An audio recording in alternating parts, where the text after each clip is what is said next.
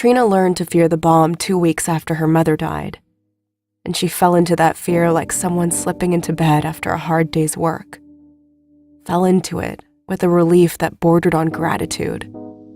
When she thought of the bomb, she felt like someone who was gravely ill, witnessing a terrible and violent event.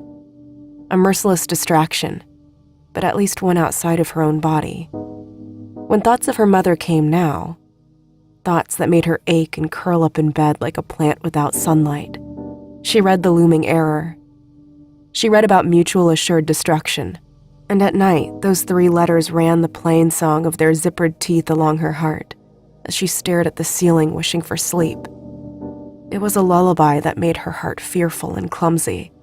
Those 3 letters. That idea. But, and this was the important part, it took up too much room to worry about anything else. To feel sad for herself. To miss her mom. The world, Trina knew, was doomed. And it was terrible. But there was some part of her that felt glad that at least this part of it would be over. The world wouldn't survive. And there was something freeing about that.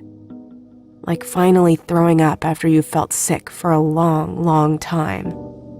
Those 3 letters, M-A-D, and how they spelled the end of everything. The book lay under her bed, and sometimes it felt like she slept above a bomb for all the power it had. The thing she hated most about the Soviets and the United States both was their babyishness. How much they seemed like grumpy, spoiled kids playing with toys they didn't want to give up. There was a lot about the negotiations in the book, and she could picture it all too well. The 2 countries discussing things in a big room somewhere, everyone with their own glass of water by their hands, old white men in suits trying to work out trades, in practically the same way that she and Sam had bartered the gross parts of their school lunches when she was a baby back in 1st grade. United States. We want you to reduce the number of your SS-20 missile launchers in Europe, okay? You have 243 of them, and we want you to only have 75. Russia. Okay. If you also only have 75 launchers for your Tomahawk cruise missiles there as well. United States. Fine by us? Russia. Ha! Except we both know that your Tomahawks carry 4 warheads compared to the 1 warhead of the SS-20, so you would have like 300 warheads to our 75. Cheater! Trina knew they did not actually talk like this, but still, practically. It went on, and this, she knew, was just one type of nuclear missile, when both sides had so many different kinds. Thousands of missiles of all different kinds. And all of them capable of doing their little part for MAD. One Tomahawk, the Looming Error said, carried a nuclear yield up to 10 times the one at Hiroshima. And still they argued about it like little babies over their toys. Their tens of thousands of toys.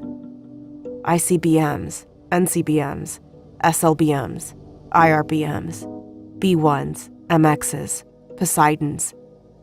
These characters at night became like glyphs to her.